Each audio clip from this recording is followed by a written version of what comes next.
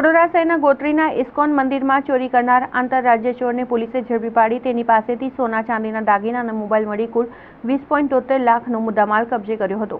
વડોદરાના ગોત્રી રોડ પર આવેલ ઇસ્કોન મંદિરમાં રાધા શ્યામ સુંદર ગોળ નિલાય અને જગન્નાથજી બલદેવ અને સુભદ્રાજીની મૂર્તિઓ આવેલી છે। ભગવાન શ્યામ સુંદરનું સોનાનું કડું, સોનાની 3 ચેન તથા ગાય બાજટ પલંગ જેવા ચાંદીના દાગીના મળી 1.5 લાખની ચોરી થઈ હતી।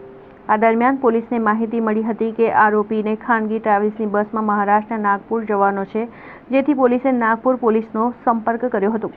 આરોપી નાગપુર ઉતરતા જ પોલીસે તેને ઝડપી લીધો હતો। પોલીસે આરોપી સંતોષ ઉર્ફે અંતર્યામી પ્રેમાનંદ ઉર્ફે પ્રેમાદાસને પકડી પાડી ચોરીમાં ગયેલા દાગીના કબજે લીધા છે।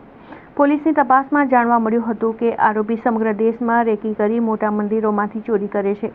તેની સામે નાગપુરમાં 3 અને ગોવામાં 1 ગુનો દાખલ થયો છે। આ ઉપરાંત તેને કર્ણાટકના મૂળ બિદરી ખાતે આવેલ સિદ્ધનાથના દર્શન મંદિર તથા આંધ્રપ્રદેશની શ્રીકાકુમલ ખાતે મંદિરમાંથી ચોરી કરી છે। આ ચોરીમાં તેની પાસેથી 60 મૂર્તિઓ કબજે કરવામાં આવી હતી અને પોલીસે આરોપી પાસેથી કુલ 20.73 લાખનો મુદ્દામાલ કબજે કર્યો છે।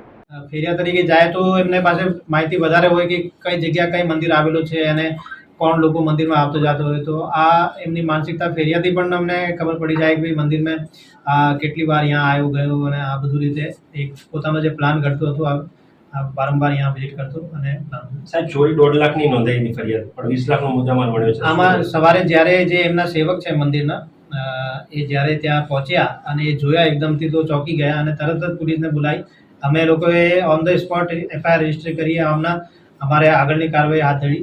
પણ જ્યારે એમના જે સિનિયર સંત અને મહાત્મા લોકો ત્યાં પહોંચ્યા ત્યારે એ લોકોએ અમને જણાવ્યું કે ભાઈ એ બધું વસ્તુ હતી અને બધું ઉમેરો કરાવી દીધો છે અમે અત્યારે અમારી ઇન્વેસ્ટિગેશનમાં, અને જે બતાવેલા એ મુજબ કમ્પ્લીટ અમારી પાસે મુદ્દામાલ 100% રિકવર થઈ ગયું છે। 21 લાખ જેટલો મુદ્દામાલ અમારી પાસે રિકવર છે સોના અને ચાંદીનો।